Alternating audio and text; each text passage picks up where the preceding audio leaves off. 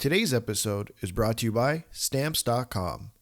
If you're looking for ways to skip the trip to the post office and dodge all that hectic holiday shopping traffic, why not save time and money with Stamps.com?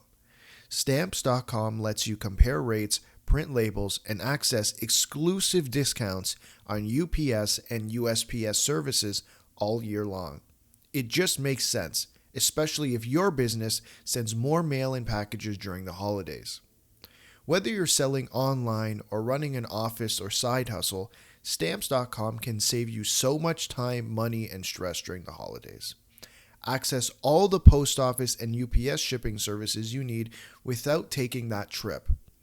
And you can get the discounts you can't find anywhere else, like up to 40% off USPS rates and 76% off UPS. Going to the post office instead of using Stamps.com is kind of like taking the stairs instead of the elevator. Just going up a couple floors? Sure, take the stairs. Walking up 30 flights a day, you could use a break. If you spend more than a few minutes a week dealing with mail and shipping, Stamps.com is a lifesaver. You'll save so much time and money, you'll wonder why you didn't start sooner. Save time and money this holiday season with Stamps.com. Sign up with promo code POD for a special offer that includes a 4-week trial, free postage, and a digital scale. No long-term commitments or contracts. Just go to Stamps.com, click the microphone at the top of the page, and enter code POD, P-O-D.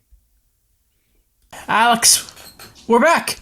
Yes, we are. Just you and I again. Just the two of us. Just that's a song, isn't it? It's definitely a song. I don't know which one it is, but if you don't know, there's no chance I'm gonna know. It's on like the tip of my tongue. Whatever. Screw it. Whatever. Originally, there's gonna be 4 of us today, and circumstances are what they are, and now there's 2 of us. Yeah. Which is hilarious. We're going to talk about the Leafs as always. We're going to talk about the Habs as always. We'll probably open with them in a second because Geoff Molson has spoken. I will also move my phone farther from the mic so you don't hear the vibration, and I will put my laptop on Do Not Disturb as well and get ahead of that.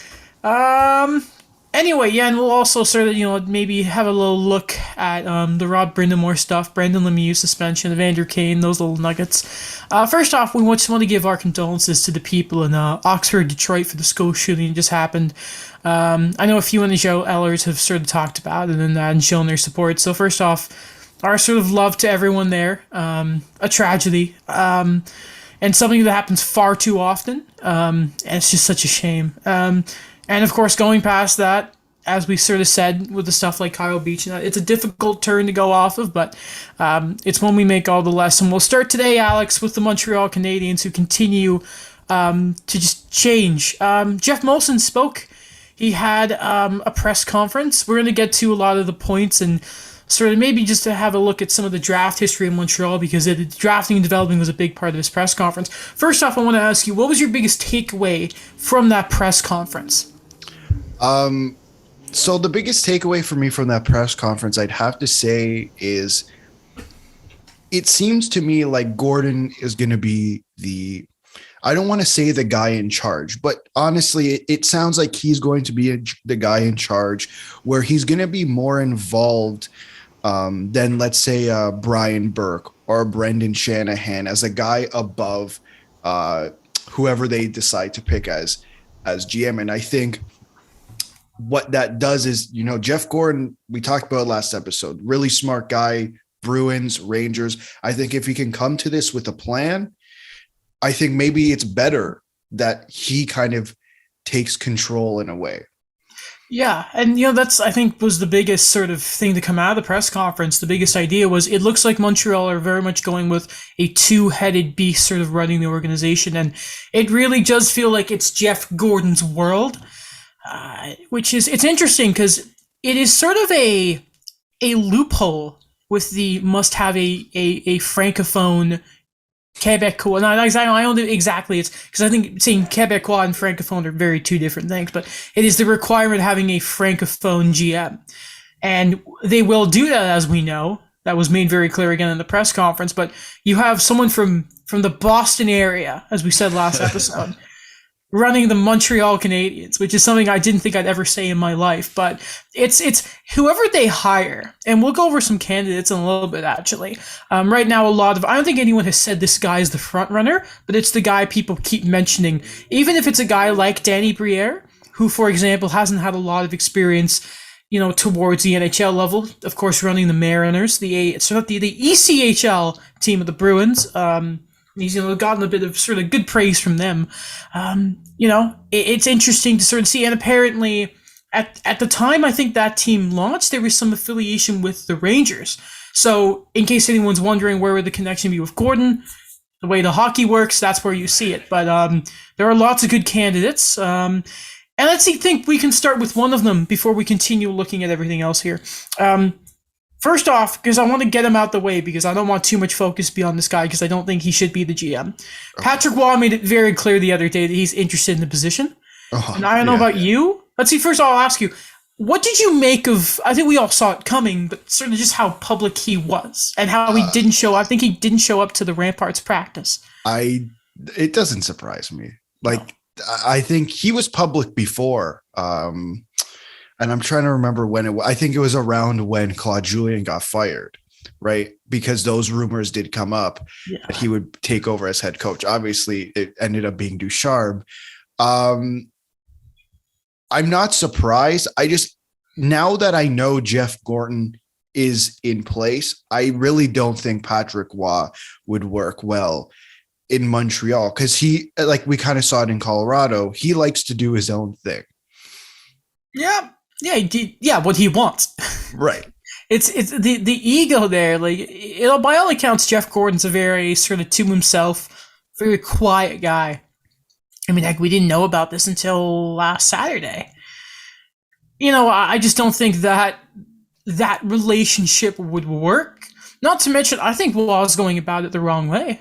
You knew that people were going to ask him, but when he has a quote translated basically saying, "What do they have to lose by hiring me?" instead of, I don't know, waiting for an interview, maybe a call, the pressure maybe gets him an interview, but that's it. I personally wouldn't.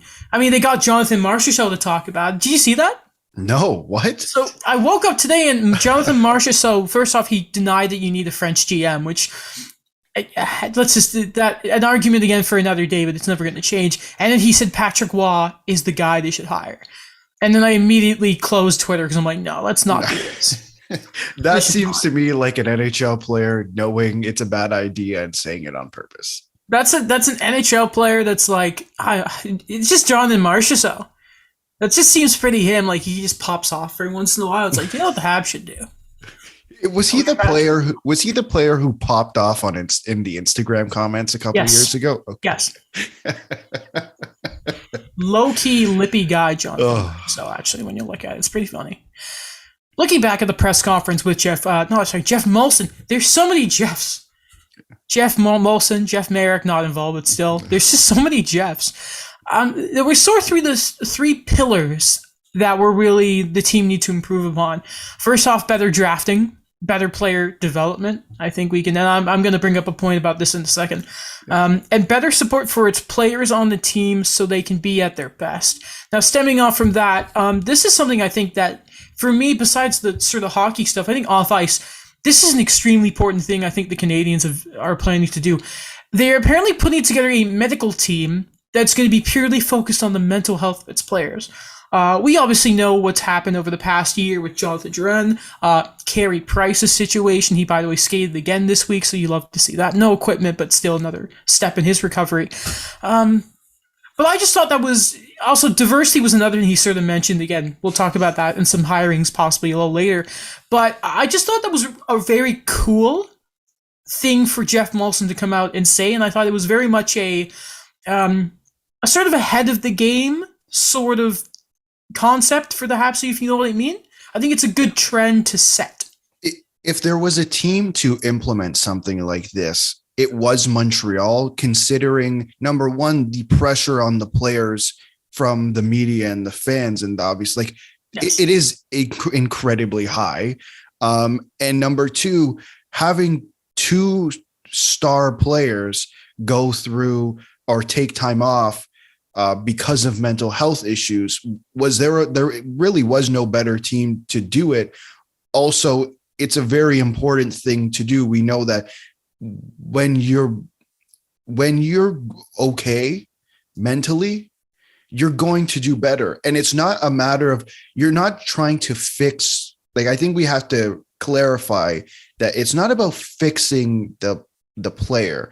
It's about finding a solution to their problems, because problems will continue to appear over a person or a player's lifetime. It's being able to find a way to deal with it every single time, or having the tools available to deal with it every single time, not deal with it once and then let it go. You know what I thought was really, really was perfect timing this week was the agent provocateur with Max Pacioretty. But if anyone hasn't listened to that, I highly recommend it, especially if you're a Habs fan. So like watching that, and I've seen so many Max Pacioretty press conferences from when he was a Montreal Canadian, obviously. You can kind of see the stress that's gone with him and how he's in Vegas. He talked about his first, I think it would have been after the 7-game series versus Vegas, and his exit interview with McPhee and McCrimmon. And he was nervous for it because, you know, their end of the year press conference or end of year meetings, and I'm sure in Montreal they are awful. And even in other teams, like remember when OEL apparently had a really short one with Arizona, right? And what Pacioretty said is what they said to him, and he's expecting, oh, we blew this playoff series, whatever. They asked what they could do for him. That's like, you didn't expect. I was kind of shocked, you know, when I think about it. And he also had this. He talked about how he thinks everyone in Montreal has a shelf life. And I saw some people rubbed the wrong way a bit about that. I don't think he was wrong at all. And he talked about the mental thing of Montreal. And we all know that, but the stress that guy was under, I think more than anyone, being a captain. He mentioned something. Being an American captain there was so difficult. And, you know, we think about like the pressure of having a francophone coach and a GM, but if you're the player, God, the stress you must feel. Imagine you're just walking around and someone's like, no, I should not be the captain, which I guarantee happens. I've heard people in the streets just, you know, yell. Anyway, I won't go too much into that, but I thought that was really interesting. And he sort of talked about like the mental thing of in Montreal, a 5-game losing streak can go to 10. And the sort of, he mentioned, he didn't say like scare tactics, but there was almost fear. I'm paraphrasing here. And I think if you look at Montreal right now, there's a culture for a couple of years now with young players that they are afraid to make mistakes because they're going to be riding pine or they're going to be sent down. I just thought it was Pacioretty spoke very, very well. I never knew how sort of cerebral the guy was. Like, that's a guy, by the way, you could see being in management. I know at the end of the interview they asked if he was interested, but that's a guy, after his career, at least, I would personally be like, I'd like to bring him in as like a special advisor or something. I had never seen that Max Pacioretty before, and I think it speaks to not only how well I think Vegas treat their players outside of the trading stuff, we know that, but also how heavy the pressure is in Montreal and how good of an idea this mental health medical team really is. Yeah, and it's a good idea, and not just for Montreal. And you brought up that shelf life thing there, and I think that's an interesting point because, you know, you look at Doug Wilson, you look at David Poile, who's been there for years and years, and then you look at, you know, go look at some of the GMs, the Canadian GMs, and look at how they've aged. Like, look at Jim Benning's, for example. Look at Jim Benning's facial expression. Just like, he looks exhausted, and reasonably so. Like, his team's not doing great, but he looks exhausted.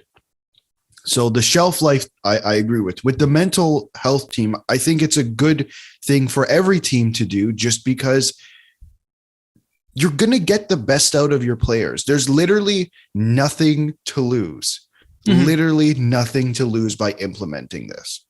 If anything, yeah, exactly. You have everything to gain. Like, what are the chances that you implement this and the mental health of your team deteriorates. The only way that happens is if you're not doing it properly, which I'm sure a plethora of teams wouldn't do this properly. But if you do this properly, it will pay dividends. 100%. Looking also, 32 Thoughts, Friedman did say, it looks like Jeff Gordon's deal is 5 years. You'll have to see it. Very, very good. Very, very good. Also, we can sort of look, and I think it was said by Dom Ducharme he should be in Montreal soon. I think Lavoie had one tweet saying today he should be in there, and I think the plan is he's speaking to the media on Friday. So it'll be interesting to see what sort of comes out of that. I'm sure we're going to be talking about that on Sunday with hopefully a guest. I'll keep saying it until I can talk it into existence. Something else that was pretty important there was Geoff Molson said he wasn't afraid of the term rebuild, and he doesn't think the fans are either, which I thought was like, you know what's funny, Alex, is that was easily the most refreshing press conference the Habs have had in years. You know what I mean? Like, there wasn't the, like, you know, the Bergevin classics that he had, the not gonna mortgage the future, the answer is in the room. Patience. There weren't any of that. And I think I'm one of many Habs fans that I saw on Twitter that were universally like, okay, yeah, we'll take a rebuild, just have a plan. And that's what is so refreshing about this so far. It looks like there's a freaking plan. There's remember that in the Athletics like fan confidence in the front office? It was all about vision. Vision. Detroit had great vision, guys. That's why they were one of the best front offices in the league. You know, that's an interesting point. Like, I mean, I've looked at this team and I've said, okay, is it rebuild, retool, whatever?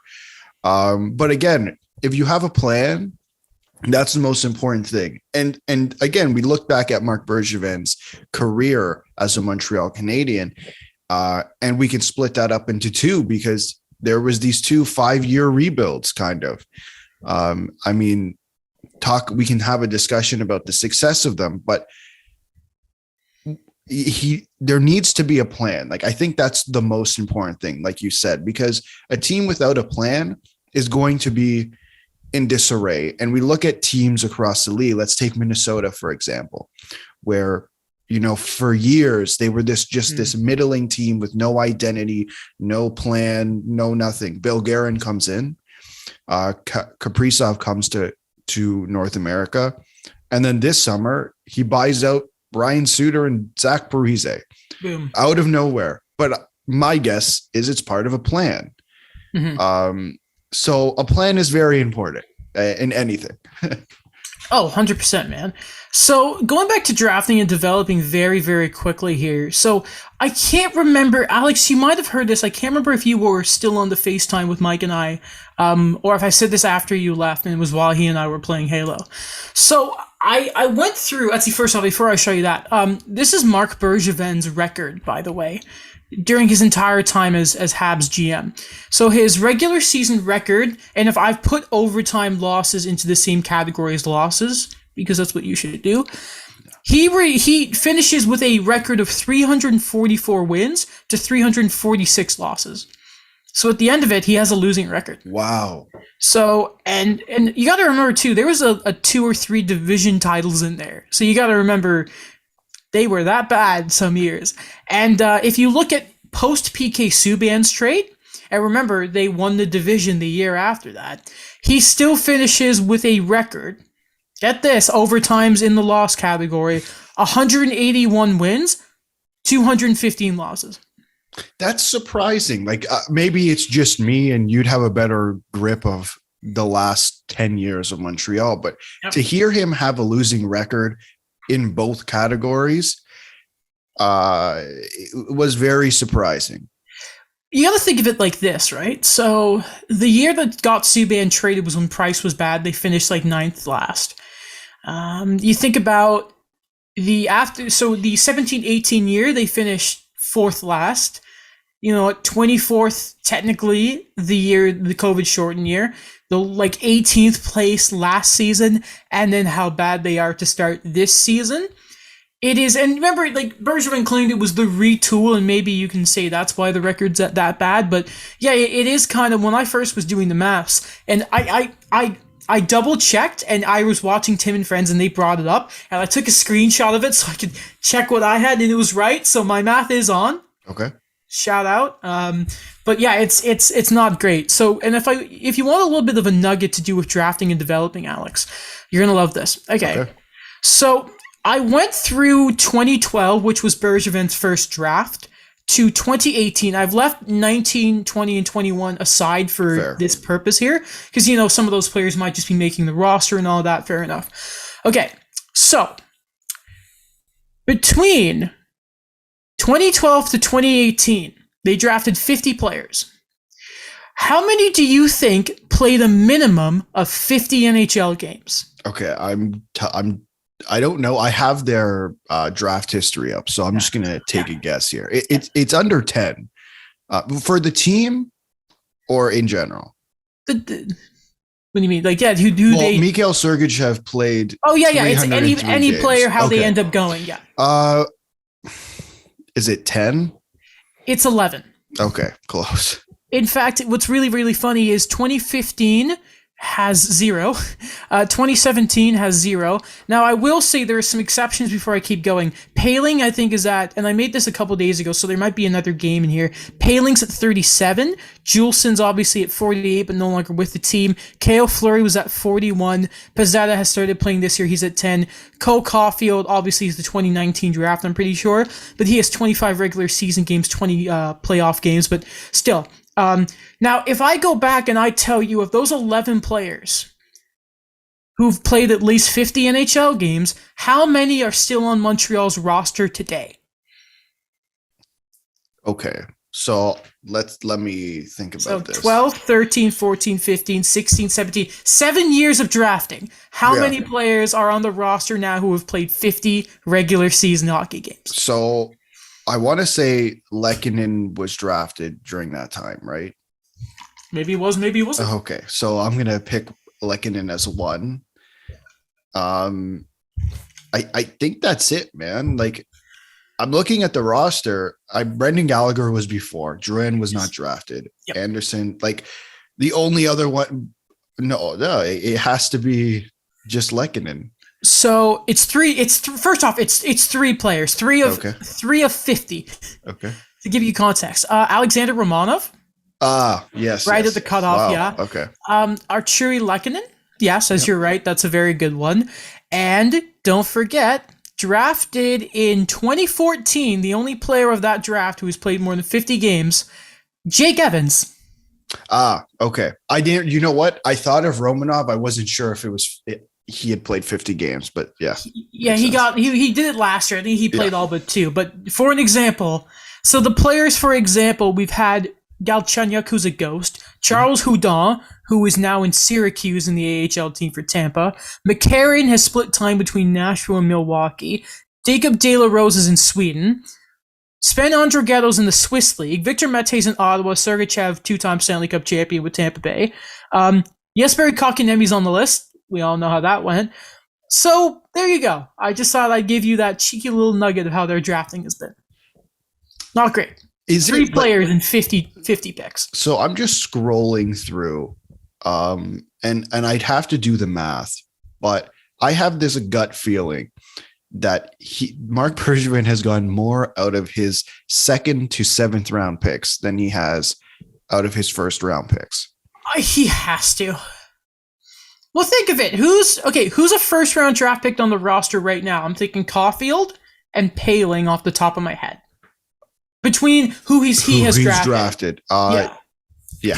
That's I'm going to get up there cap friendly and just off the top of my head see who I can know. He didn't draft Price. He didn't draft Primo. I'm going to say who is on the roster right now because I'm not going through all the injured players. Plus, I don't. Okay, Allen. No. Oh, I just have to. They have no. Oh my god, dude. They have one guy on their defense two who were drafted. Norlinder, Romanov. Norlinder wasn't a 1st round pick. Neither was Romanov. He was 2nd. Paling 1st rounder. Pizzetta was not. Evans was not. Suzuki, no. So Caufield. Yeah, I think it's just Caufield and Paling. That's awful. So then if we look at Gallagher, oh no, we didn't even draft him. He didn't draft him. So it's Charles Hudon had 125 games. Yeah. Sven Arjugetto had 200. Andrighetto. And then Lehkonen, Evans, Romanov. So yes, he has. And Jacob De La Rose had 242 games. Stanley Cup champion. Stanley Cup champion. So there you go. I think that speaks plenty. We are forgetting one. Victor Mete played 212 games in the NHL, or is playing still currently. Yep. Wow. That's not great. No, it's awful. It's absolutely awful. Okay, so I was very critical that not a lot of people were asking about Logan Mailloux. It wasn't exactly the reason Bergevin was fired. There were a few different reasons.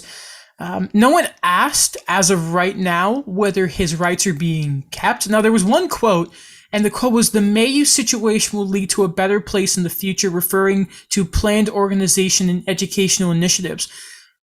Now, what I find interesting is he didn't reference anything to do with Mailloux himself.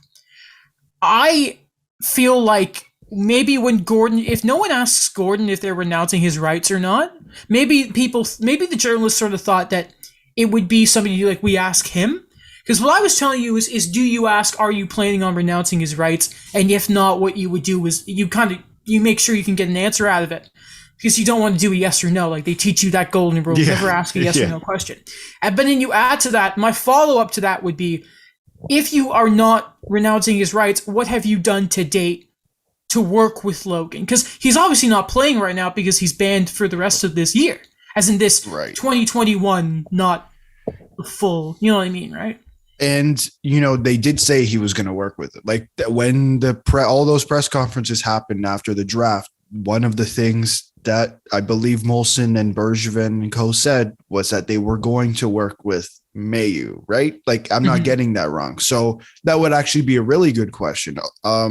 Also, the quote of, this situation will lead to a better place in the future. Okay. But I feel like they also said that at the press conference in June or July, whenever the draft was, and it's December 1st. And I don't mean that you have to have something concrete at the moment. I'm very well aware of these things do take time to develop and you want to do it properly, but at least give some direction of where you're going and what that means, because that's a very generic answer. And we've heard it many times before. That's why I'm thinking it's one of two things. They're either finally going to renounce the pick, which should have been done, or they're just hoping people are going to forget about it, which will not happen because he's meeting with the OHL in the new year. So it's going to come back. So I think thing number one for Gordon, I think they need to make a decision here. You can't keep hiding it. I thought it was a near perfect press conference, except for the fact that they did not properly address the Mailloux stuff. And again, everyone's so confident about Bergevin getting. By the way, so Paul Wilson, you know how we were kind of confused about why he got fired? Yeah. I completely forgot that he was the one who totally mishandled the Mailloux stuff, apparently with public relations. Which I was kind of oh yeah, that makes a lot of sense. Because apparently, I guess, this is so dumb by Molson. I will say this. The word coming out from guys like Friedman, Chris Johnson, everyone has been that he wasn't expecting the public reaction to be what it was. Which is kind of I don't know what you expected. Right. But apparently that is probably what led to Paul Wilson being fired as well. I'm just curious at what, and you can answer this, what could have Paul Wilson done that really would have fixed the situation? Before the press release was even the press release was released by the Canadiens, there was flurry on Twitter. I don't see anything that Paul Wilson could have done. I think it was an attitude thing with him. I don't think it was. Yeah, I think it was more. Yeah. So, and I think it was. If they're going to wash their hand cleans into regards to what he may have done there, that's another sign that makes me hope that they are renouncing him again. Trust me, when we talk next episode about Gordon's press conference, we will have this discussion again. So when is his press conference? So I know you said it. Friday. Should be Friday. Should be Friday, apparently. So just quickly, last thing for Montreal. We'll hold up on talking about how they've been playing games because it's still awful. And it sounds like Caufield may be getting set down because whatever. Whatever, guys. Just keep him there. That's all I ask. We just talked about drafting and developing. I know. Like, this is their next move. Which, I mean, listen, like it's Jeff Gordon's first move. So yeah, that's fine. We'll see. I don't think, again, we'll see what he says, but if I'm him, I'm sending him down to the AHL. I'm saying, listen, dude, communication is something that team needs to work on with its young players and just be like, listen, I'm sorry. The team is awful. It's not on you. Please just go light it up and we'll see you next year, kid. It's kind of like Berkey tells a story. I think it was Perry and Getzlav he sent down. And I mean, like, it's kind of similar there. Like, I would send down as all the young guys you can. Send Norlinder back to Sweden. Maybe like, that's what Corey Perry did when he called Caufield the first time. It's like, I know what it's like. Dude. Exactly. Like, just do whatever you got to do. So, yeah, the Habs apparently will be patient with their job search. I think that's fair enough. When you've got Gordon running it, I don't really think it matters when you make the hire. Right. Like, even bleeding into the summer. Now, what's interesting apparently is, so we're going to talk about some candidates here. First off, Mathieu Darche. As I've talked about before, a guy in Tampa Bay. Apparently, Julien Brisebois does not believe in holding his guys back, so he doesn't have a clause where he would have to wait till the end of the year. Hello there. Ooh, that's quite nice, isn't it? And the other candidate we've talked about, Martin Madden Jr. Why I said it like that. Martin Madden Jr. apparently was approached by Seattle last year. I think Chris Johnson may have said that. Sorry if I got that wrong to whoever actually said it. But what I have a really big question about with Martin Madden Jr. is this GM job won't be the same as other organizations. So I wonder if he would take a lateral move from California when he hasn't even been named interim GM in Anaheim, which is where you would hope his first choice would be, especially because he doesn't have to build the team because he drafted all those players to begin with. Right. Like, that's my one concern with Madden Jr. Who is GM right now? Oh, Jeff Sullivan. Okay. Yeah, that's an interesting thing. And I think that would also go for Mathieu Darche as well, right? Because he's assistant general manager. So it would also be a lateral move for him. Tampa Bay. From Tampa Bay. I think the advantage of coming to Montreal for both of those guys, is you're learning under Jeff Gordon, and eventually the responsibility will come towards you. Like, over these 5 years or X amount of years that Jeff Gordon is here, I don't necessarily see him being the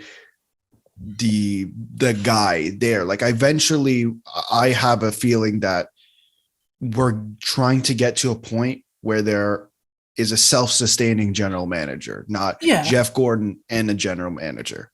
It will be, obviously, I think the plan going forward, maybe even past the 5 years of Gordon's contract, because apparently he's moving his family next year, and you don't move your family unless you think it's a long-term fix. There will be a set distinction, like this guy does this guy does this, and maybe if it's not exactly the full power a GM would have, but at the same time, like, that's sort of the split in power and the more like involved presence are happening.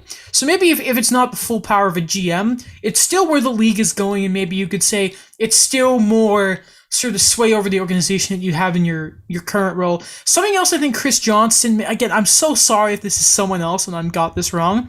Chris Johnson may have said that Martin Madden Jr. is very much a what's the term? He's very much an introvert, and he's not one for like the spotlight, which is what this GM apparently has to be. But at the same time, I wanted to run Montreal's draft so badly. That'd be cool. Again, my God, I'm thinking Mathieu Darche right now, and I would be cool with. There aren't a lot of candidates I think I'd actually be too upset with. We talked about Danny Briere. That's been talked about a lot in the media. At this point, I've turned my mind about I'd be fine with Roberto Luongo. You know what? Sure. But then he's like moving from Florida, which is pretty sick. But at the same time, come back home. And again, like you're looking for a guy. It seems to me the candidates that they've talked about so far are ones with limited experience. Yeah. And what this job is going to be is a really large learning opportunity, which isn't something you necessarily think you'd see in Montreal, but GM of the Montreal Canadiens. Right, as a learning opportunity. Isn't that like, it's so weird to say out loud, but I think that's what it is. And it's going to be a difficult job considering you just took over from Marc Bergevin. And think of how funny it would be to have, like, I'm just thinking of like the public face of it. Luongo's a pretty funny guy. He probably couldn't tweet anymore, but yeah, but that you say that, and I think you're right. But at the same time, it's like when the going gets tough, no one's going to take that funny guy when things are bad, like from a media perspective or from a fan perspective. I don't think that's going to be taken taken well. By the way, you mentioned like the stress. Go look up Marc Bergevin when he got hired. Oh yeah, it is like young color in his hair. It's hilarious. Some other guys, Jocelyn Thibault's been talked about. You know, the guy, for those of you who don't know, that's the guy that Waugh was traded for. And of course Patrick Waugh, but no. I also thought of some coaching guys if you'd like to hear them. Yeah, let's go. Ducharme should be gone. Coaching, Patrick Waugh as well. Yeah, it's the same thing. It's like he wants to do what he wants to do, and I don't know if that's going to roll with this management group. Yeah, but that would be fun. I would take him as coach for like. It would be chaos for sure. See, I would appreciate that though. Not GM, but like coach. Why not? Price would get pulled 10 minutes with 10 minutes left. So what's funny is Elliot Friedman was kind of like, we could see some big changes, and apparently contenders are keeping an eye on what happens, like what might happen around Carey Price. I was like, no. And like someone was making Colorado jokes. I'm like, don't do that to me.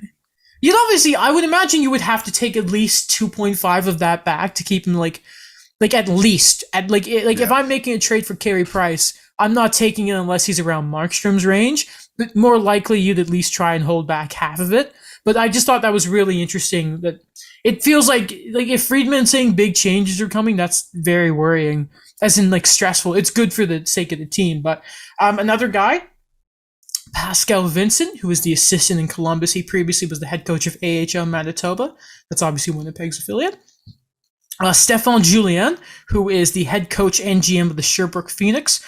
Currently, they're a good team right now. He actually coaches Jeremy Waugh, Habs prospect, who was just named to the World Juniors. Congratulations. Okay, these last two guys. Okay, bear with me here. Bear with me. Okay. For 1 year, Claude Julien, he gets that last year of his contract back. And it's like, hey, listen, man. I mean, his system may have fallen down towards the end of his tenure, but his system under Dominic Ducharme did work for a little bit. Yeah, man. I mean, that's when they were good. Their best season in years was under Claude Julien. I was just thinking. So remember how when Julien got fired, we were like, he lost the room. I'm starting to think it was just the roster, and I'm like, they probably should never have fired Claude Julien, because I'm starting to think I think now seeing what's happened with Ducharme and Travis Green, in Vancouver, I think that's losing the room. I feel like it's anyway. And the last guy, Guy Boucher. Why not? Boucher. Or Alain Vigneault if he gets fired. God, no. First Terrien came back for a second term. Yeah. Then Claude Julien. And now we're going to go to Alain Vigneault. No, I can't. I don't know what the Flyers are thinking. We need to talk about them too, because the Flyers they want to see what they have. I don't know what that means, but. Well, I mean, Rasmus Ristolainen may bounce back, right? Yeah, so. Even I can't defend that guy anymore. Yeah. You know what I mean? That's difficult. It's difficult. Okay, so from here, we have a few things to go towards. I think we can... Oh, sorry, by the way, the diversity thing. Yes. Do you know, I think the first woman to ever take place... You may have seen this because the Habs posted about it today and ruined it. Ruined my idea that I had last night. Do you know the first woman to ever take part in an NHL practice? No. It was for the Montreal Canadiens. Carey Price had the flu. It was Kim St. Pierre. Oh, really? Yep. Oh, wow. So obviously she works as an analyst for LDS. I think if you wanted to really be diverse, they've started on the office side. Obviously, we talked about Margaret Bellinger a few months ago. In the hockey ops department, hire Kim St. Pierre. That's been going around Habs Twitter. Hire Kim St. Pierre. Like, honestly, why not? Whenever she's done, you can bring in Marie-Philippe Poulin. That would be cool. Like, they've worked with some women's hockey. Obviously, we know about Les Canadiennes back when the CWHL was a thing. So that was another thing I just really, really quickly wanted to mention was, like, hire Kim St. Pierre. Like, there is absolutely no reason to. I'm going to save this other stuff for when we have hopefully when we have our guest on. And I just want to read you one quick thing, and then we're going to go to the Leafs here. So this was Ian McIntyre's sort of tidbit tweet about his recap of the Montreal-Vancouver game. So bad it was good. Evenly matched, equally flawed. Canucks and the Canadiens combined for 40 turnovers, 53 scoring chances, and 76 shots. But their desperation was equally high, which made for an entertaining game. And Vancouver's first road win since October 23rd. Oh my God. I did not see desperation by the Canadiens, by the way, in that game. But anyway, that's something for the other day. I saw someone tweet, the Montreal Canadiens and Vancouver Canucks are playing a game tonight. And someone responded with, we should not call that a hockey game. I don't know why I watched it. I don't know why either. I don't know why. So we can go to Toronto. First off, congratulations, Jason Spezza. 1,200 games, and he's still young as a chicken. Spring as a chicken? Spring chicken? Is that a thing? Yeah, spring chicken, I think. I don't. Yes, spring chicken. It's one of them. Yeah, man. I mean, he's always so positive or always so happy, especially around this team is sometimes difficult to do. But I think okay. I'm going to put it this way. I think he is underrated to this team, not with the stuff he does on the ice, but the stuff he does off the ice. I think when Patrick Marleau came in, everyone talked about Patrick Marleau. When Joe Thornton came in last year, everyone talked about Joe Thornton. I don't think we talk about Jason Spezza the same way we have about the last two guys. And I think he's done a hell of a lot. I don't want to rank importance. Like, that's not the point. I think the point is we saw it a little bit in the Amazon documentary. And I think his presence in the locker room is important. And he makes $700,000. And he's also not bad. Like, he's not bad. We've seen old guys. Sometimes they're not great, but like, he's not bad. Joe Thornton, F off. Yeah, that was rough. That was rough sometimes. But like Jason Spezza, like, still doesn't look like prime Jason Spezza. But there's some random glimmers of Jason Spezza out there. I still remember when everyone thought he was toast in Dallas. And he just came to Toronto and was like, hey, I'm still good. Yeah, man. SDPN radio. Hot takes. What were some of them? Like, Adam Wilde was like, he's not. This was his first year in Toronto, saying he wasn't going to be a everyday player and like he was toast. Whatever. It was fun. Under Babcock, he wasn't. Yeah, no, under Babcock, he was never playing. But especially that first home game. But whatever, it's hindsight, man. Who would have expected this? Shout out also to Ryan Getzlaff, who had 1,000 points. So it took me a long time to realize why there was a joke saying Leafs keep rolling like the 2001 Undertaker. And I realized I think that was Daniel making the biker Undertaker WWF reference. I think so. I did not put that joke. Rolling, keep rolling. And they're rolling home. The Avs are in town. There's a joke here. The Leafs rolling may come to an end when an avalanche of talent hits the ice. That's a great headline. Thank you. There is a legitimately, we talk about benchmark games. It was already won without Nathan McKinnon. With how well the Abs have been playing, they've really been heating up. And we'll talk about Kadri in a second because he has had a great start to the year when, like, in that sort of role he's had with McKinnon being gone. But it looks like Mac Attack will be back tonight. And that's what I mean. It is, and by the way, for context, I didn't know he was doing this well. Oh, wait, hold on. Okay, it is 27 points for Kadri. I thought it was penalty minutes. That's 30. The dog's yelling at me to make sure I was right. 18 games, 27 points for Nazem Kadri. Yeah, man, he has been absolutely lighting it up in Colorado, especially without Nathan McKinnon being there. He has taken the step up. It was always a thing with Kadri that you knew, obviously, he had his 30 goal years and all that. It's just if he can continue that momentum when he's hit back down in the lineup, you know what I mean? I'm really interested to see, because I don't know if he stays in Colorado, just because like the money he could command in the open market. Like, you know how we'll see what happens with Thomas Hertl and the likes, like those kind of the centermen that may hit the open market. But there's easily a market for Nazem Kadri as that sort of secondary centerman, or like a team that needs a center but like can't quite, either have the assets or the money to pay for a 1A guy. Right. Then instead they can go after Kadri. And I think that's where he's best. And I think at the end of the day, that's why it didn't necessarily work in Toronto. Mm-hmm. I think in his last year in Toronto, they put him in a position where he's not going to get the same amount of minutes, right? He was third line center behind John Tavares and Austin Matthews. Like, that's just the reality. And that wasn't the best role for him. Like, I'd admit that. I don't know how many other people would admit that, because they can't see past the fact he got suspended like twice.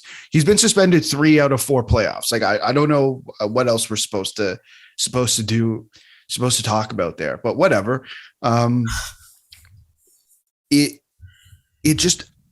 It didn't necessarily fit in Toronto. And I think in Colorado, where he's playing second line center, that is what is best. Like, that's where he's his best, where he's 2 30-goal seasons, he was a top 6 center.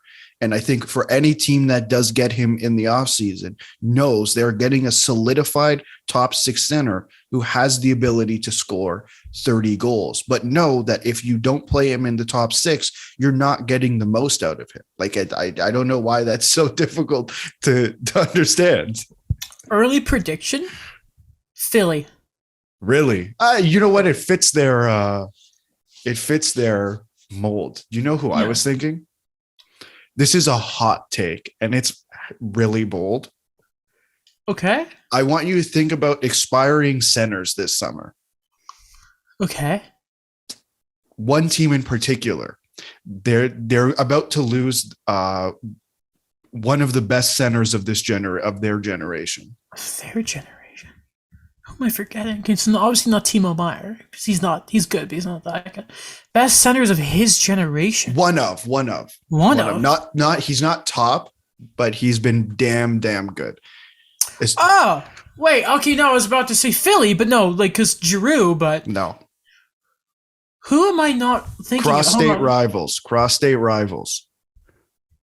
No, not going to Pittsburgh. Hear me out. I forgot Malkin was a free agent. Malkin is a free agent, and I'm just pointing this out. Who drafted Nazem Kadri and who never stops talking about Nazem Kadri? Oh my God, you're right. Brian Burke. I'm calling it here. Listen, it's just a bold prediction. It fits. That's really good, actually. And it fits too, right? Nazem Kadri will be the second line center of the Pittsburgh Penguins starting next season. So, by the way, like, side note, I'm a little embarrassed that I'm mentioning this. I actually miss Austin Matthews' mustache. I didn't think I'd ever say that, but he looks so weird without it. He looks like a child. He does, actually. It's before I was like, it's awful, get rid of it. He definitely looks like he was drafted, except the hairline. It's a good thing he's wearing a hat in that picture, because if not, I can only imagine how bad it would all look together. Oh, and by the way, the Leafs were 12-2 in November. No big deal. Yeah, can I talk about that for a second? Because something really is it going to be a weird philosophical thing with you and Leafs fans, where it's like it's really funny when Leafs Twitter goes and the Leafs are on a roll, because it's like they're nervous to celebrate. You know what? It's actually not Leaf fans. It's everybody else. Man, I saw. Adam Wild was like, yeah, it's like Steve tweets like, I'm ready to get hurt again. It's like what's wrong? Like, that if the Habs won back-to-back games this year, I'd be throwing confetti around. It's not. I don't have a thing against Leaf fans. Right? Like, listen, everyone can have their opinion. I'm just saying, am I allowed to give credit to the team for what they're doing now? Because every time I do, I feel like I go on Twitter and then I have like I see just, well, I mean, look, wait until April. I mean, we talked about last episode. if Mark Spector wrote an article that said Chris Russell should get a C on his jersey for courage.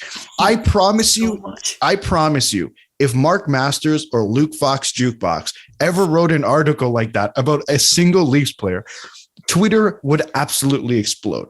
Yeah. All I want is to be allowed to give credit for the team, what they're doing now. They're probably going to lose in the first round of the playoffs again, and I'll be heartbroken. But that's in May. I want to talk about now. Like Jack Campbell has looked pretty damn good. Like he's 9-2. And Mike's not going to like me saying this. At this point in time, if you award the Vezina, he's there. Like, you know what I mean? He's putting up was it 2011 Tim Thomas vibes right now? He is exceptional right now. Can I just pull something up for you? Because also the Leafs don't play defense slander. I'm like, I don't know what you're talking about. They've allowed they've allowed 49 goals. Do you know who's ahead of them? I will not look. I know Calgary at 43, but I looked away. How many, who's better? Carolina has 47 and Calgary has 43 goals allowed. They're the third least amount of goals allowed in the league.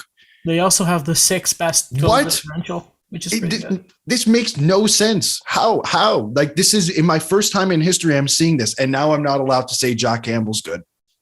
Well, and to be honest, Jake Muzzin and Justin Hall haven't looked fantastic together this year. No, it's been a roller coaster, those two. Their most important defensive pairing has not looked good this year, and it's still this. Am I allowed to say Jack Campbell's good? I mean, people are being pretty complimentary of Evgeny Kuznetsov, and they were getting ready to throw him to the mob. So you can give Campbell some credit here. Okay, Campbell gets some credit. He's a nice person. Okay, yeah. Answer me this: Has our boy Mitch Marner scored a power play goal yet? They haven't played. Oh, they played one game against Anaheim. I don't think so. And I don't think he scored in that game. I could be wrong, but I'll go double check. I don't think so. Until he scores a power play goal, I'm not letting anyone praise him on this show. Okay. We're gonna run with that bit for as long as I can. That's okay. I can live with that. That one I will live with. The other ones I won't. Shout out, by the way, that the Caps are still, like, obviously it's Florida, Toronto, and Washington at the top of the league right now, and then same with Carolina. Like, it's really close, but, like, the Caps have been so freaking good. Like, side note there. Not to take away from Toronto, but, yeah, I'm excited to watch this game tonight. And if you want to rough up the Colorado Avalanche, that'd be cool, because they're in Montreal tomorrow, and I'm going to the game. So if you want to just, do us a favor, that'd be nice. I don't know. They might get blown out. Like, I can't figure out. If you, listen, get them fat and happy, so, they show up to St. Catharines and Avenue de Canada, and they just... I'll take it. Oh, sure, man. Yeah. No, I'm scared for that guy. I legitimately am terrified to see Montreal. Like, that screams a 6-0 loss tomorrow, by the way. Anyway. And are they going to throw Caden Primo in it again? That's the question. No, because Allen's hurt. Sorry, no, because Allen's back. So. Okay. I know the reference you were making there, his first game, but yeah, right. that would be cool. Okay.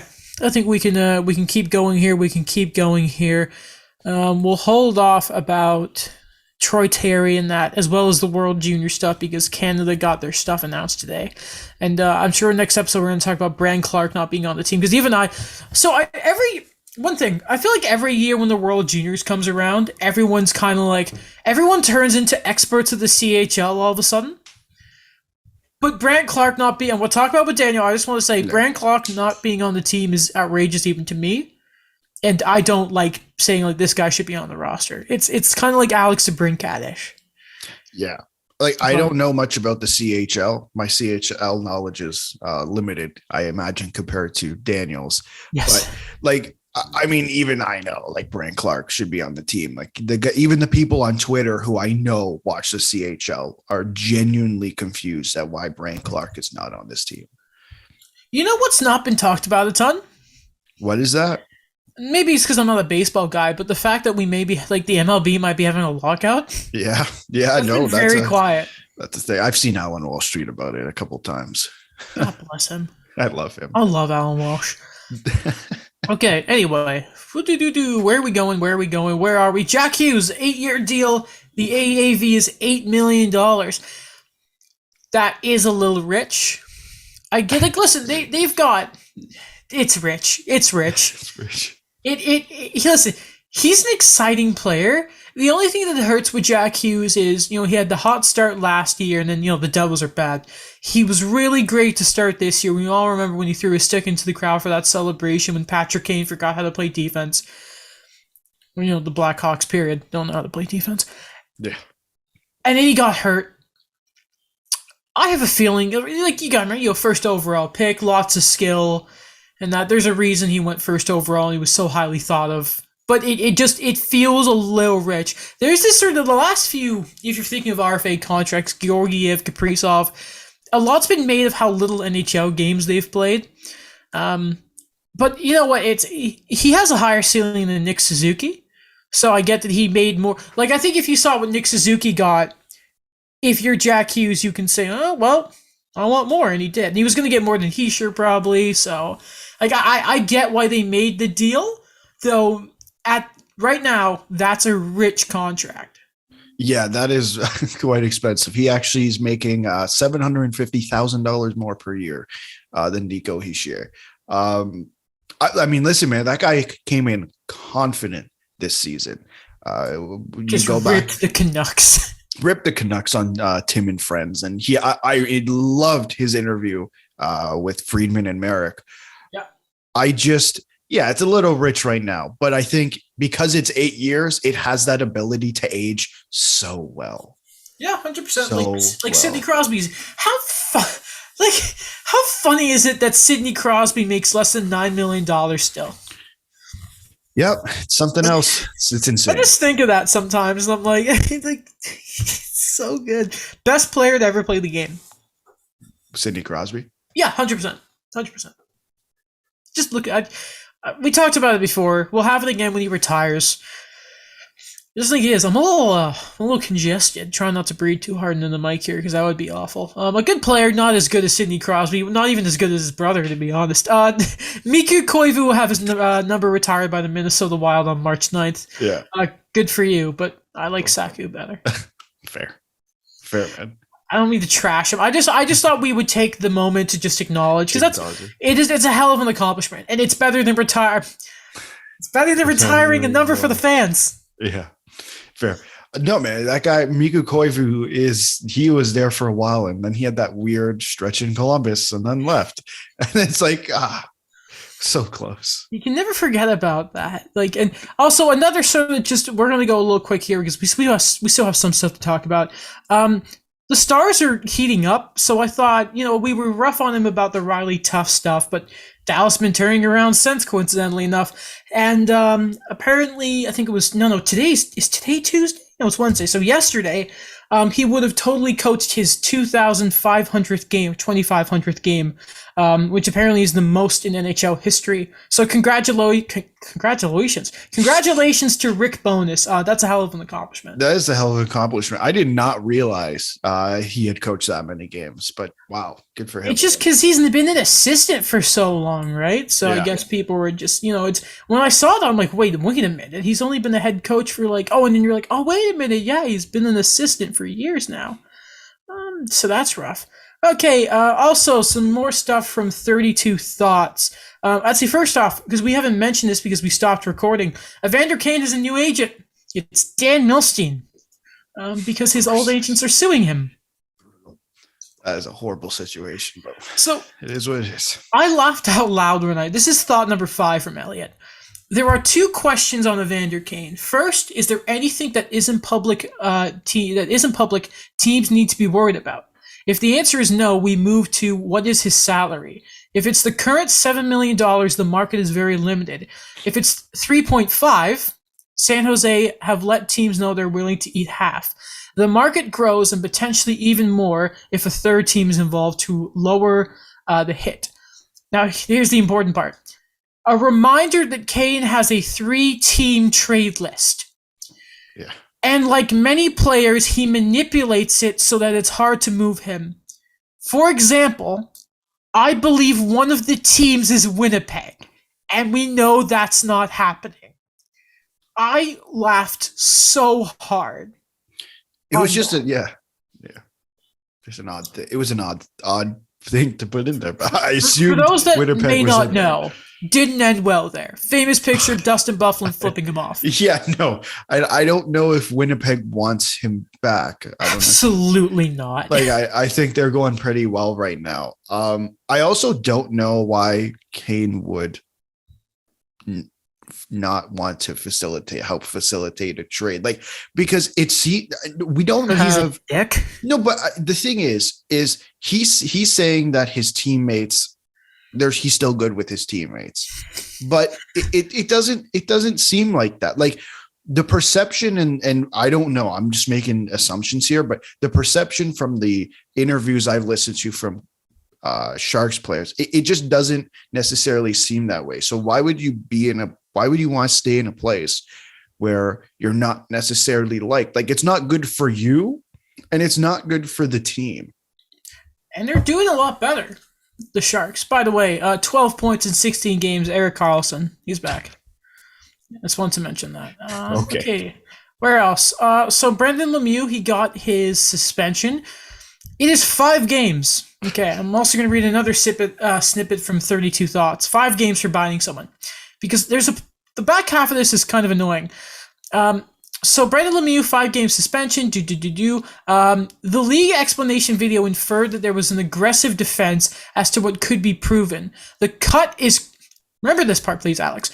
The cut is clear on Tkachuk's right hand, but it is specially noted that, quote, while circumstantial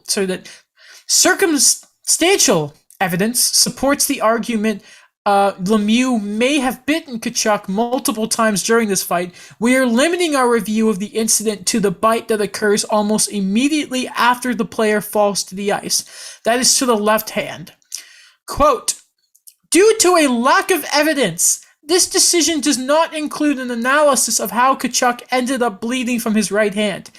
The narrator in the NHL's video added, the NHL said it used video evidence supported by the official's report and medical information supported by the Senators.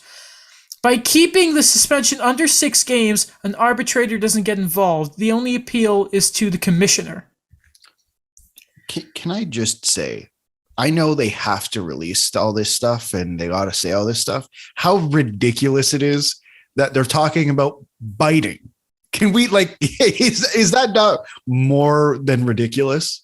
What's ridiculous is a lack of evidence when Brady Tkachuk literally has bite marks on his hand. Like, it doesn't matter if it's like retaliatory. It's a retaliation. I don't think retaliatory is a real word. But it's literally on his hand. He's literally bleeding. Lemieux drew blood. Like, come on. He bit him. Like, I don't know what else to say. He bit him. I'm not gonna. Dude. I'm as confused as you are. There is literally no way to defend that. Well, unless you're Jonathan Quick, then you can defend it. I get if you're standing up for your teammate, but you don't need to say that because you would 100% take Brady Tkachuk. 100%. You can say the comments are garbage and whatever. So, hold on, context. Jonathan Quick responded basically supporting his teammate and saying that they would rather have Brendan Lemieux than Brady Tkachuk.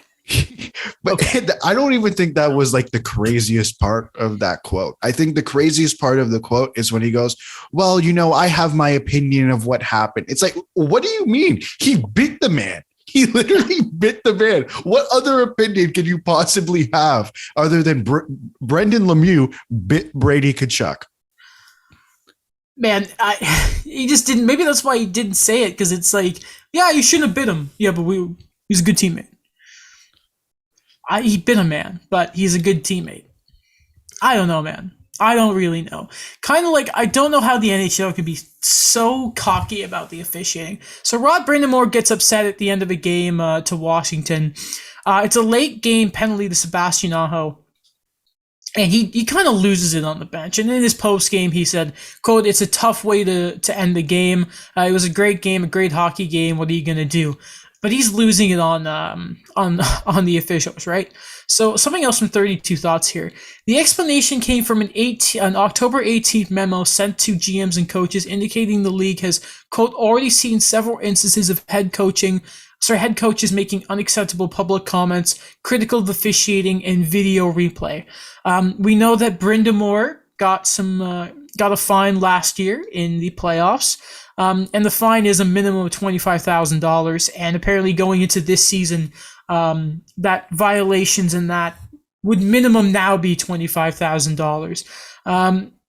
Apparently, coaches can say they disagree with the decision and that they saw it a different way. So what Brind'Amour technically said in the media wasn't that bad. And if he was abusing the official can always throw him out the game.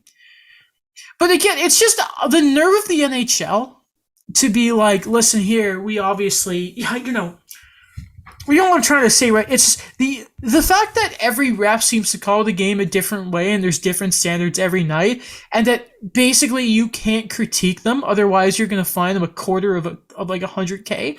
Like, just, I want you to think about that, like from a normal person's point of view, right? If it was like you criticized the way, like the school, let's say example, you criticized the way Ryerson laid out your course intentions, right? And they fined you $25,000 for it. Man, I would be quite poor. You would be paying off that OSAT for the rest of your life. I man, and imagine if that they actually fined me for that. Yes, yeah. It's such a funny little. It's not funny. It's just kind of garbage. It's okay. I want to separate. Listen, I don't think Rod Brind'Amour should. That was necessarily appropriate conduct. I get it. That's fine. I'm okay with it, distinguishing that. But the nerve of the NHL for time and time and time again to claim they have the best leagues in the world, and I get it's a publicity stunt. Every league does it. It's just asinine that they do it so often, and they have the balls to keep doing it without even changing a single thing. Like, how are we still in the position after Tim Peel, knowing that, and let's be clear, let's remind people, Tim Peel is not the only one who does stuff like that. No. Tim Peel was the scapegoat there. Why can't we fix it? Like, what is the issue? Why can't we fix it? And I think I have the answer. It's because Gary Bettman and the owners, because he's not alone, are so damn stubborn that they don't want to fix something that's not like that they think is okay. They can't see the fact that what this system is they think it's fine. They don't see it as broken. That's the issue. And then you're just not allowed to critique it. Like, that's kind of censorship, isn't it? You're not going to let someone ridiculous. To appropriately, like, just, like, Rod Brind'Amour, again, to the media, there's nothing wrong with saying it's a shame to see a game end like that. It wasn't like Bruce Cassidy who was like, man, it's funny that the Islanders are getting away with everything. You know what I mean? Brind'Amour is an intense guy, but, you know what, I don't think that was worth it. I don't think it was worth what the NHL gave them. Yeah, you're right. They don't see a problem with it. I just have a problem with that, obviously, in the way the game is called in period. But it's just, I don't like that criticizing it is instantly a boom, you're fine. Just think of it like this, right? What did PK Subban get for his slew foot on Sammy Blais? Like $11,000? Yeah, whatever the maximum was. And Sammy Blais is not going to play again this year. He's hurt from that. But we criticize the officials, and I know it's a CBA thing, but but more than double that for putting a player out for the rest of the season. And I'm not saying PK did it on purpose. He still slew foot him. He meant to do that, but I don't think he meant to hurt him for the whole season. But double that just because someone criticized a call is just, I don't like that. So this is Frank Saravelli last night. The quote unquote inappropriate conduct for which Canes coach Rod Brind'Amour was fined $25,000 today by the NHL wasn't for the comment, but for what happened on the bench.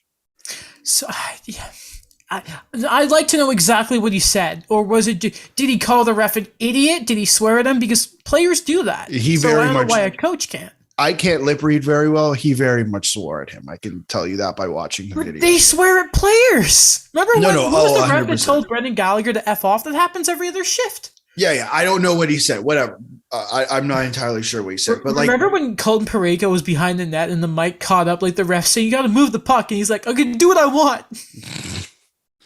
Man, I think this is just a bigger issue than what's happened here. Yeah, no, it is. Something I'm sure you've seen it. Yes. So Darcy Kemper will not dress tonight. Jonas Johansson will get the start in net. Justus Annuin has been recalled from the Eagles, but an emergency backup goalie will join the Avs, and that is University of Toronto. Boo! Goalie Jet Alexander. So that's pretty cool. Wow. Where's the hate for Ryerson? What is this? I don't know. Why? What are they doing? I can't wait. He's a Leafs fan and everything's so cool. Oh, and I didn't wins see the game. that Elliott responded to a comment saying it better not be David Ayres. You know what? I think if they ever got to see David Ayres again in a game somehow, I feel like it would be like 20-0. Like I feel like the Leafs would just. Oh, damn right it would be. Like Jason Spezza alone, like Simmons would be like, I wasn't part of this, but I'm gonna make sure it doesn't happen. I feel like it would just be a bloodbath. Anything less would be unacceptable. And I think Dubas would be fired on the spot if they lost again. Everyone should be fired. And last thing, we almost forgot about this. Pretty big deal. Jake DeBrusk, the Boston Bruins player, he's pretty decent. Of those 3 first-round picks, was actually the good one. Hasn't had a great past few seasons for the Bruins. And has requested a trade. Now, it doesn't look like it's going to happen right now because there's been COVID stuff going on with the Bruins AHL team. We know that they've also Brad Marchand got suspended for slew-footing Oliver Ekman-Larsson, which I don't know the last time he's actually been suspended, but I thought it was really funny. So they do need him and he will play. But I think this was following him actually getting scratched. So, and apparently the interest has been nearly every team in the league. Dreger on Insider Trading mentioned a whole bunch of teams. I think both the Carolina's been in there, Edmonton's been in there. He mentioned Montreal, which I'm like, how in the world? Because they don't have a GM. I'd like to know how they were interested in him. But hey, Boston guy, Jeff Gordon. It's a real shame. I'm not surprised by the way things have gone the past few years, and apparently at the game in Boston after he requested, apparently he was not received very well by the Boston crowd, believe it or not. Classy. Like those Boston fans, just grade A classy. What are you doing, Alex? Nothing. I'm just saying they claim to be so good and then they crap on everyone else and then they pull this. That's all I'm saying. They're just as bad as everyone else. Like just the reality. Who's saying the Bruins are angels? Themselves. I mean, every fan base has those people, but I just want them to be reminded of the fact that they're just as bad as everyone else. Fair enough. But anyway, Jake DeBrusk. Yeah, man. Jake DeBrusk. I mean, it's unfortunate things didn't work out, like you said. Those 3 first-round draft picks. Looking back on it, not fantastic. No. But there are some teams. I mean, I think when we were talking when it first came out, I picked the Oilers because he was born and raised in Edmonton. But I mean, again, it would be a good fit. We always talk about winger depth on that team, and would be nice. The Kyprios also said the Flames were interested, and I think that would make a lot of sense considering the way he can play, and I think that would work under Daryl Sutter. But whatever team he goes to, I think he will thrive in, just because sometimes players just need a fresh start. Like things haven't worked for a couple of years and fresh start might be needed. I just hope wherever he is, they put him, like he'll get some power play time and at least top 6 ice time so he can get his looks with the puck. That's one thing I worry about is if he goes to Edmonton, and I've just thought of this off the top of my head, he's not playing with Connor probably.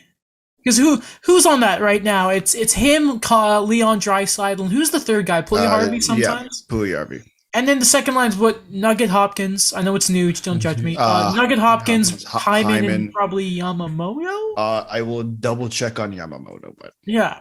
Maybe he gets in there, and that's if you can put him with Nugget Hopkins and My dog's yelling because she's like, yeah, I like that idea. Nugget Maybe hot maybe it dogs. is right. I'd like to know what their lines are like right this second from daily face-offs and maybe Give me 1 second here. I'm just pulling it up. Ooh, Why is Elliot retweeting everything? breaking. Tyler Bertuzzi has been placed on COVID-19 protocol. Oof. That's important because I think he's the only active NHLer who's not vaccinated, right? I believe so. I hope people don't rip him apart in the comments because they are. I mean, we can go check once we're done recording. Kyler Yamamoto is playing on that second line. Man, this was updated this afternoon. Guess who is playing on the first line with Leon? They changed it up. They changed it up. They changed it up. Who? So it's Hyman and McDavid right now, and Draisaitl, Nuge, Yamamoto. Who is the third guy on McDavid and Hyman's line? Turris? No. There's a guy I'm trying to avoid saying because I'm really hoping they didn't do it. They did it. I don't even know who the rest of their bottom six is. Is it actually Cassian? It is Zach Cassian. Why? I don't understand. That makes no sense. I'm literally. I didn't. I had to do a double take. I had to do a double take on that one. I'm a little confused. I'm gonna try to look at his stats to figure out what on earth he's been doing the last 5 games to deserve a promotion to the first line. Like, I'm very well aware that we're both proponents that Draisaitl and McDavid should play separately because they're both centers. Yeah. But I didn't necessarily think he should have been. Zach Cassian should have been, and he has 9 points in 16 games. Maybe they're swapping it up because I want to say it was last week or the week before they were having some off games. I know Connor wasn't happy about it. So maybe it has something to do with that. By the way, if you want to see another version of the Canucks versus an awful team, they're playing the Sens, even though by the time you hear this, it will have been over probably. But that was interesting. People are ripping Bertuzzi, by the way. Yeah. Which is really shit. I shouldn't swear, but that's don't do that, people. Be good people, really. Don't do that. I don't understand. Like, Jesse Puljujarvi has 16 points in 20 games. Like, what about who was it? Who did they get from Carolina that I really like? Warren Fogle. Try anyone up there except Cassian. I just don't understand. Hyman does everything Cassian does except better. Yeah, and he cannot see score. And I think maybe putting Warren Fogle up there might not be the best, just for the sake of him and Hyman might be playing a similar role. But Jesse Puljujarvi, I just said 16 points in 20 games. He has 7 goals. That's weird, man. Whatever. They do whatever they want. I'm not going to complain. They're winning. Exactly. Okay. That's it. Thank you for listening. If you enjoyed the show, go on the Apple podcast app and download the show. I know it's a little late, but do it anyway. Do it every time we have an episode. It automatically downloads it, which is really annoying if you don't go to the app for a week and then it downloads 20 podcasts at once because they keep messing with it. Yeah. Anyway, check out all the show's social medias, ours as well, including Daniel's. He's around. Check out his stuff for CGRU, my YouTube channel, Alex's blog, the show's TikTok. Brady Tkachuk is doing an interview. I'd love to see the bite mark. That would be really funny. And yeah, we will see you soon.